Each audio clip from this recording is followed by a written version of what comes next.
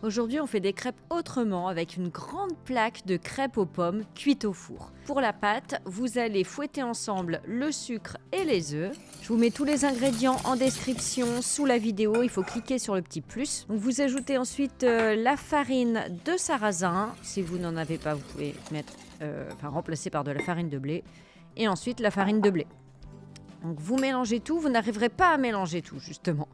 Vous n'insistez pas et là vous allez ajouter le lait tiède, très important qu'il soit tiède, petit à petit. Moi j'utilise du lait entier, sans essayer de tout mélanger. Votre fouet il doit rester toujours au centre de votre récipient et comme ça vous verrez avec cette technique vous n'aurez aucun grumeau, pas besoin de matériel, rien, juste avec le fouet à main.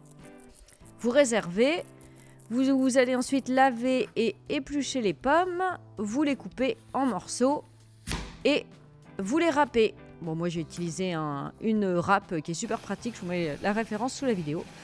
Mais voilà, râpez avec ce que vous avez. On verse le tout dans une plaque allant au four.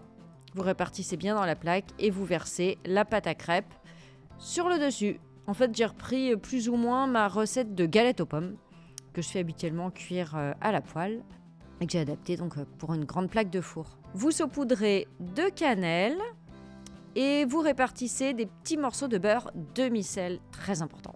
Si vous n'en avez pas, rajoutez une bonne pincée de sel. Vous enfournez et ensuite pour le démoulage, vous placez une feuille de papier cuisson, une plaque sur le dessus et vous retournez le tout.